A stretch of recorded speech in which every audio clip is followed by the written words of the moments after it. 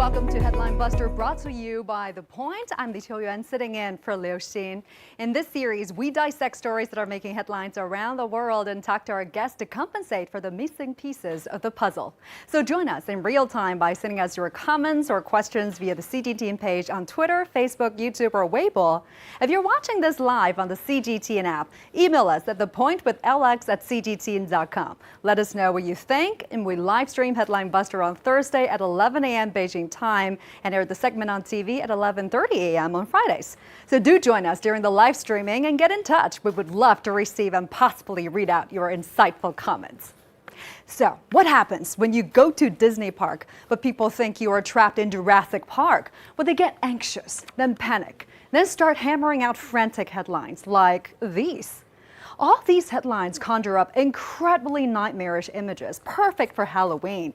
But sadly, they also happen to be incredibly wrong. What happened, really, at the Shanghai Disneyland on October 31st? Well, let's take a look at this. According to the Daily Beast, as Halloween nightmares go, it's going to take a lot to beat this. Some 34,000 fun seekers were thrown into lockdown at Shanghai's Disneyland Sunday night after a single case of COVID-19 prompted police to blockade the exits and test every single person in the park before allowing them to leave.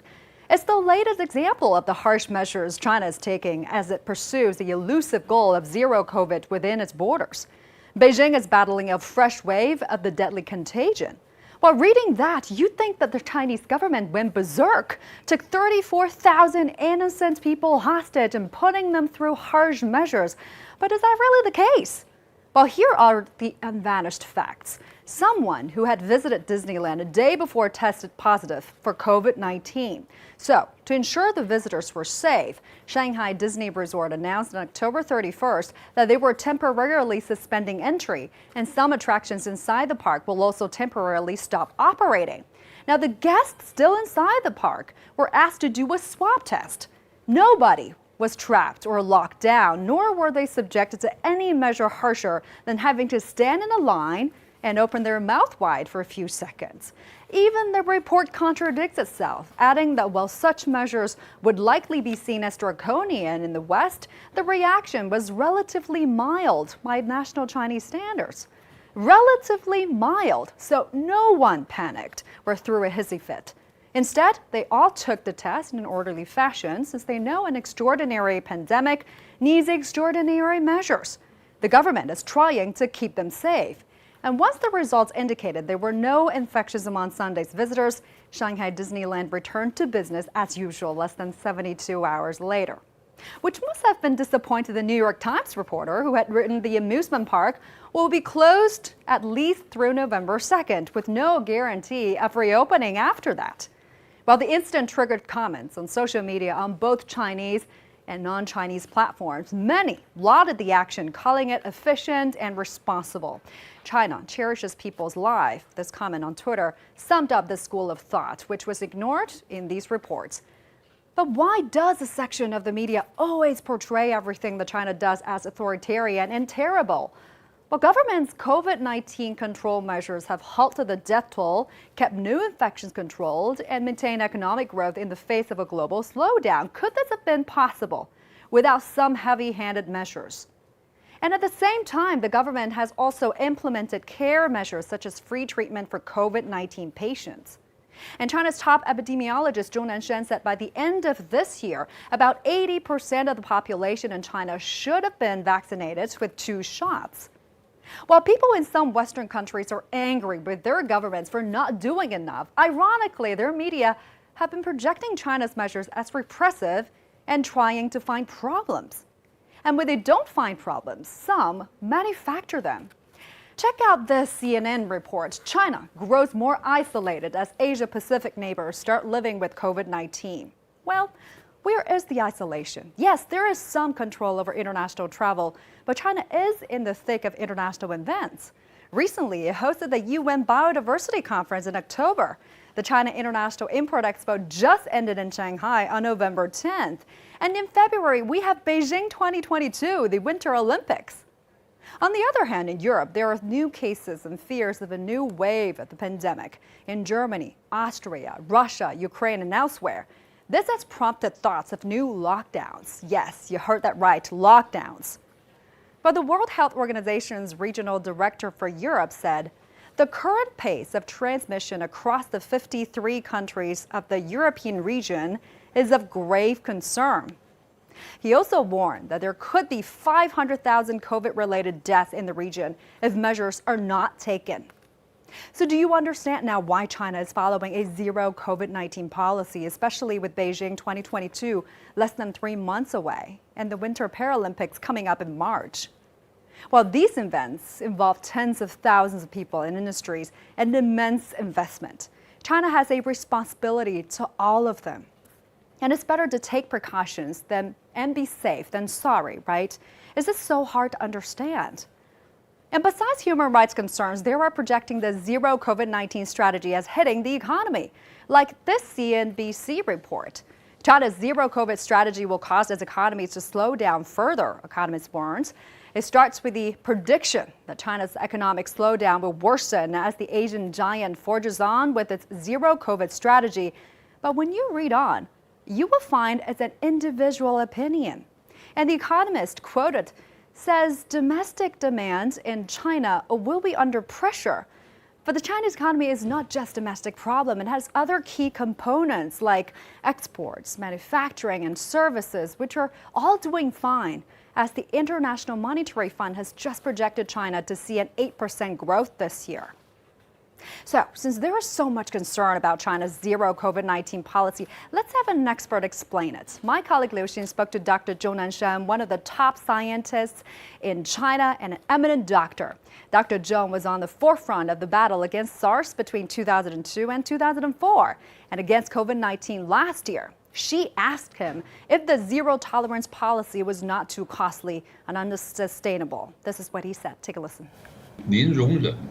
The zero-tolerance or zero-transmission strategy is a last resort because the virus spreads too quickly and its reproduction rate is too high.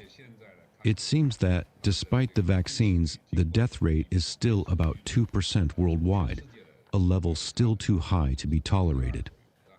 It's true that the current cost of adopting a zero-transmission policy is indeed high. But it would cost even more if we live with it and open up. China will stick to the zero-infection policy for a rather long time. As for how long it will last, it really depends on how other countries perform in controlling the virus. Even if China is doing a good job, as long as it opens to the rest of the world, there will certainly be imported cases. So I think the current zero-transmission strategy is not too costly. Instead, it's a relatively low-cost approach under the current circumstances. So there you have it. Dr. Zhou also said the mortality rate for seasonal influenza is 0.5%, but for COVID-19, it is now 2% globally. Also, the nature of the virus is still not fully known, and it's still mutating with severe impact. Didn't the media itself call it a deadly contagion? Well, you can't call something deadly and yet want to coexist with it. China's goal is to continue vaccination and research and bring down the mortality rate to the same level as influenza. Only then maybe we can live with it. Meantime, life is not all locked down, plummeting economy and doom and despair. This ABC report, why Chinese citizens support COVID zero, even if it means being cutting off from family, gets the real picture. It finds people support the restrictions and live normally as long as they don't travel. Perhaps one reason for getting it right is that the reporters cared enough for the truth to speak to real people and not make up their own stories. And on that note, it's time for a short break. When we come back together with our guests, I'll discuss a possible date when China might open up and international travels resume. So do stay with us. We'll be right back.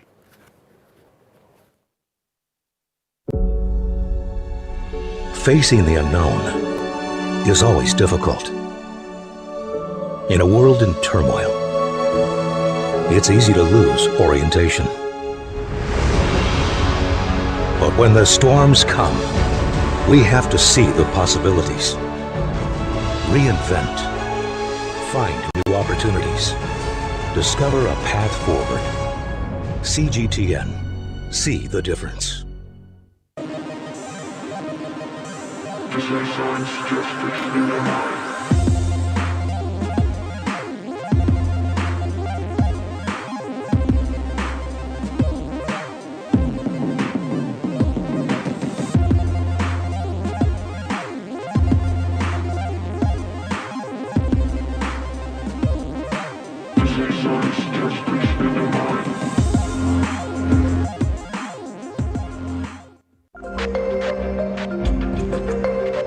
Making sense of the overwhelming wave of information means cutting through the noise to shine a light on the heart of the story and making room for new perspectives. True understanding means the ability to see events from more than one side. I'm Liu Xin, and this is The Point. The world's largest import expo, a catalyst propelling recovery amid pandemic uncertainties, a global stage showcasing the world's newest products, cutting-edge technologies and latest services, and a mega platform turbocharging access to China's massive consumer market. Join CGTN at the 4th China International Import Expo in Shanghai, where we show you the hottest consumer trends and pinpoint opportunities for growth. You've traveled to places where others couldn't be, seen things others couldn't imagine, and heard stories you can't be sure whether to believe.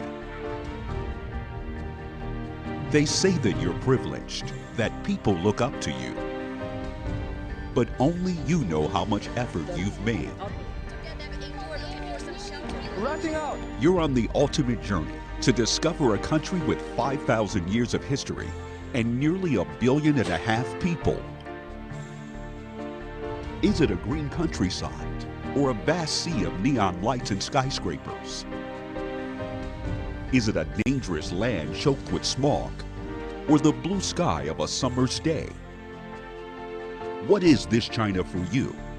And what is this China for the rest of the world?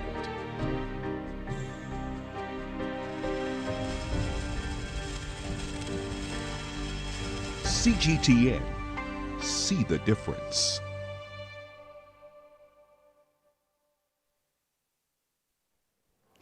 Welcome back to Headline Buster. Now about China's zero-COVID policy. We have so much to talk about. Let me first introduce to you my awesome panel. Today we're joined by June Ahmed Khan, a research fellow at the Center for China and Globalization. She's joining us live from Beijing. Also, Professor Joseph Mahoney at East China Normal University is joining us from Memphis, the States. Thank you for joining us, Professor. And last but not least, Professor Wu Zhiwei, Center for Public Health Research Medical School at Nanjing University. Professor Wu is joining us live in Nanjing. Welcome to you all. So let's talk about this. Let me start with you, Professor Mahoney. Let me get your reaction first to the Shanghai Disney incident, right? How do you think they handled the situation? Was it necessary or was it excessive? I don't think it was excessive. As you described, it was responsibility. It was responding to a danger. In fact, I know people who were in Shanghai and they got contact tracing later that day, the next day. People who worked in offices. And so it was something that moved along very quickly, was resolved very quickly, and people had confidence that the situation was handled and that it would be taken care of. I know people who were put out by the inconvenience, but no one who was really opposed to the policy. And Professor Wu, I mean, you are an expert on public health policies, right? How are you looking at this? Describe to us what would happen if things were not done this way. You know, actions were not taken immediately, still letting people in, letting tens of thousands of people go home without knowing whether they were infected or not. What could be the risks? Well, actually, in the Disney case, it's quite necessary to do it because think about more than 30,000 people gather in the park. It's very hard to trace individually. So I think in this case, when you lock down and do a very prompt testing, let people go. I think this is something actually you have to do.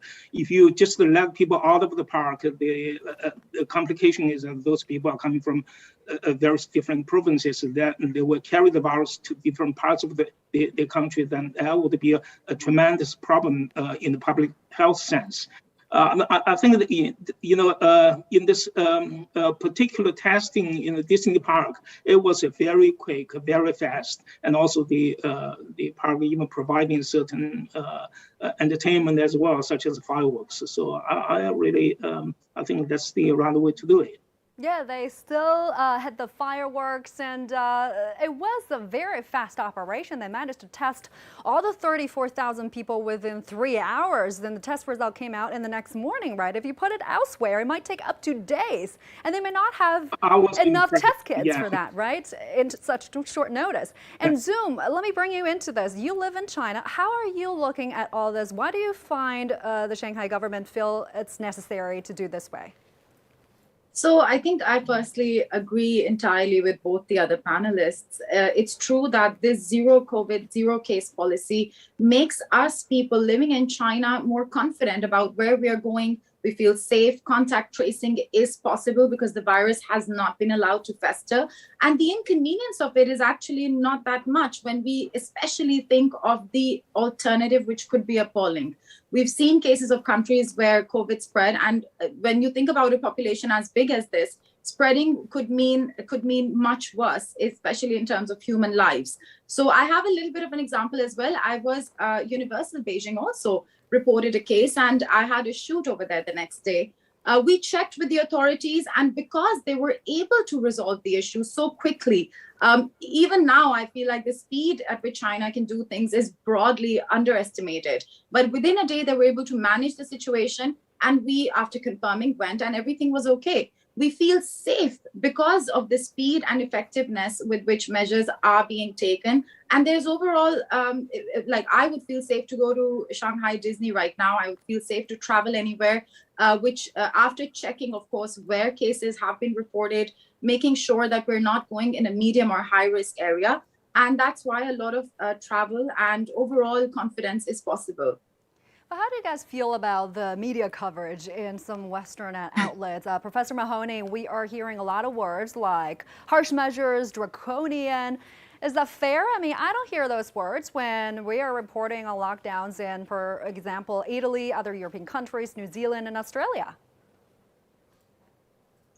Well, the fact of the matter is we have this polarization, and you find it in the United States. You find it in Germany.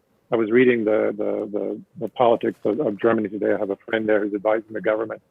And, we see some of the same sentiments of anti-vax and distrust in government officials and government leaders and the pharmaceutical industry or the medical industry. So all of this distrust is percolating in ways where any sort of control becomes sort of an intolerable taking. And, you take this on top of all the negativity that has been pushed towards China, especially during the Trump years, but also towards some by some anti-China people in Europe, in Germany, and other places who have tried to blame China for this outbreak, who've tried to make China somehow responsible for it.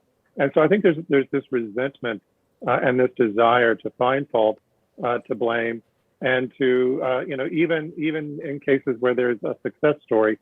In the case of China's containment and control, return from negative to positive growth, its high FDI, all these things. There's a desire to distrust and to look down on and to blame and to try to make it all a negative story. Zoom, what do you think? How accurately do you think these reports are describing the situation here on the ground? Unfortunately, we are living in a time when there is an entire industry dedicated to sensationalizing issues. And when we talk about media, especially Western media, the problem is that their target is to find flaws and blame China, even when, as Professor Mahoney said, we are looking at a very successful strategy. We are living in a different reality. Of course, every country is paying a different price, but the price that's being paid here does not include the lives of people. People's lives, safety is what is being prioritized. And unfortunately, we're also living in a time when there is targeted attempts to discredit, delegitimize, and make China seem as draconian. And that's what's leading to these kind of accusations, exaggerating the ground pulse. Like you mentioned in the news report, people are panicking, but here we see that people are appreciating the policy. Of course, all of us want things to go back to pre-COVID era. We all want to be able to travel. But now, given the reality that we find ourselves in, we are adapting to it. So I think there is an effort to make China look like they are failing or they are too harsh. But when you look at ground numbers, you look at the number of lives globally that have been lost, and look at China's example, it is clearly a success story. So we need to make sure that at least within China, I think the voices, people experiencing it, we can express it, we can talk about it. I've taken more tests than I can count on both hands, and it's perfectly okay because I feel safe because everyone is following this policy, and that safety is the most important thing. And this strategy that China is pursuing, or this zero COVID strategy, it has received so many criticisms around the world. But when New Zealand has been pursuing a similar zero COVID policy, we didn't see much criticisms there. Professor Wu, let's talk about this strategy, right? We have heard Dr. Zhong Nanshan saying that the mortality rate now for COVID-19 is still at 2% worldwide until this is brought down to the level of influenza, which is 0.5%. It's even more costlier for China to open up and live with the virus. How are you looking at this strategy? How long do you think this strategy will last? Well, we have to look at it when we first created this so-called zero COVID tolerance policy. When the time we did not have vaccines, and also it was based on the assumptions that once you bring down the infection into zero for a certain period, the pandemic would stop.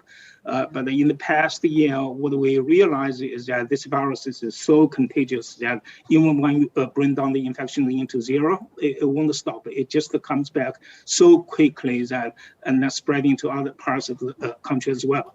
The other thing is that for the 2% fatality rate, I think this is very much based on the 5 million deaths in 250 million infection. As we have the vaccines, what we realize that the vaccines could bring down the fatality rates and the severe cases as well. So I would say that once we have the vaccination rates reach 80 or even higher percentage, then the death rate would bring down. We have to I think right now we don't really have solid clinical data coming out yet. But I would believe that in those vaccinated people, the fatality rates would way below 2%. Professor Wu, do you think the policymakers in China have a deadline in mind, or there's no definitive answer as to when they can bring the mortality rate down to the level of influenza? Well, I wouldn't think that they would have a certain deadline in mind to open up. But I think this is something up to discussion right now. We have to realize that pretty much we're at a turning point right now that when we have the vaccination rates about 80%, that's pretty much we initially expect to do it. And when the fatality rates in the vaccinated population is below the influenza death rates, then once you have also therapeutic drugs, then this is a time we need to think about whether we could devise a new intervention approach and opening up society to a certain extent to bring back the economy and bring back people's life into a normal state. Professor Mahoney, let me get your take on China's strategy. I know every policy, every strategy has advantages and disadvantages, but how do you weigh the pros and cons of China's zero COVID strategy?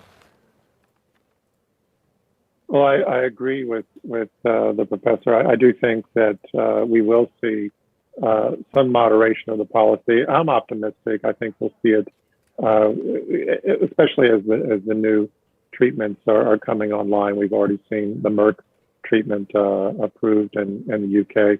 There are others in the pipeline. I'm sure China has them as well. So maybe by next summer if we're lucky. But I think that in overall the policies have been very reasonable.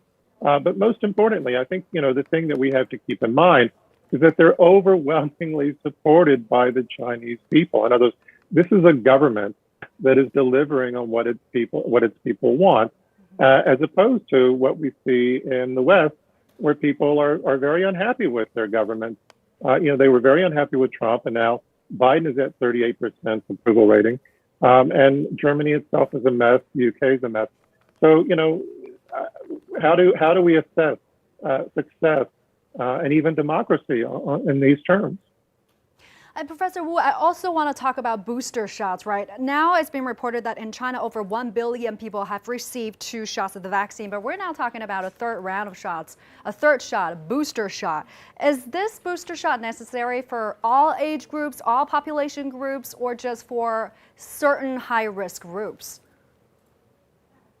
Well, from the clinical data feedback, we realized that for all the vaccines, whether it's a nucleic acid vaccine or the inactivated virus vaccine, after a certain month, 6 months, the blood neutralizing antibody or antibody titers actually go down significantly. So that would affect its protection efficacy. So that's why we need to take a third booster shots. So that's exactly what we are doing, not only in China, but also in other countries as well, that the booster shot would increase the blood antibody levels. That would certainly would provide a better protection.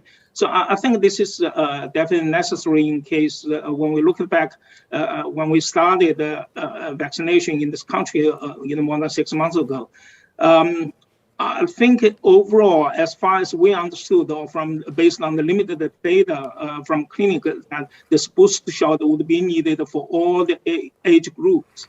But we are now prioritizing this booster shot to certain groups who are at a higher risk of contracting infections, such as customer workers, airport and transportation, and medical workers as well. So I think it has to be a gradual process.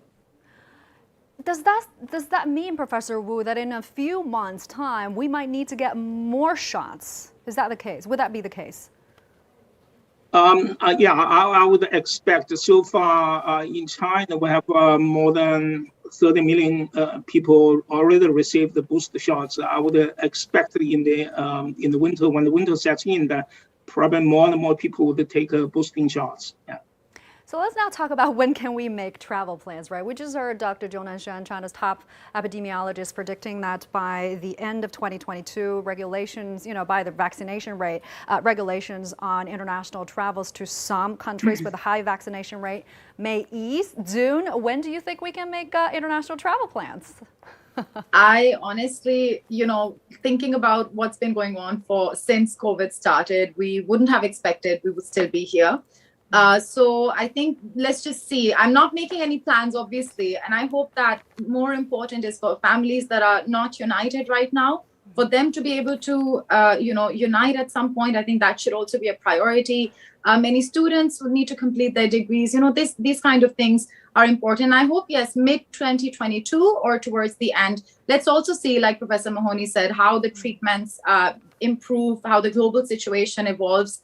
And it will depend on many factors, but I do feel like it will happen gradually, and maybe there will be priorities first, like people who need to come back, they should be prioritized, and then depends on also the countries, how they are dealing with COVID. So far, we've seen a lot of chaos globally, indefinite lockdowns, multiple waves. So in this situation, it's obviously hard to predict when and how China can further open to international travel. So no plans so far, but I'm hopeful and I'm confident that at least here we'll make sure people are safe and do as much as possible to guarantee that the policy can serve the broader interests of people.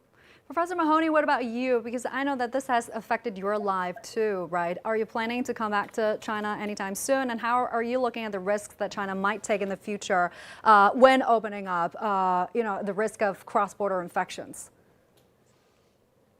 Well, yeah, as I said earlier, I am optimistic that we will see, a confluence of factors that may produce some easing by next summer for some groups.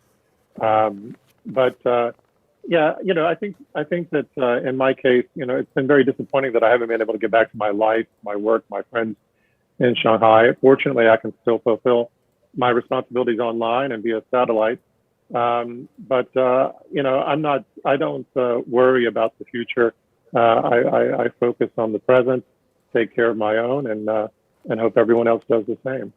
Focus on the present. That's what we all should do. Thank you very much. That's all the time we have for today.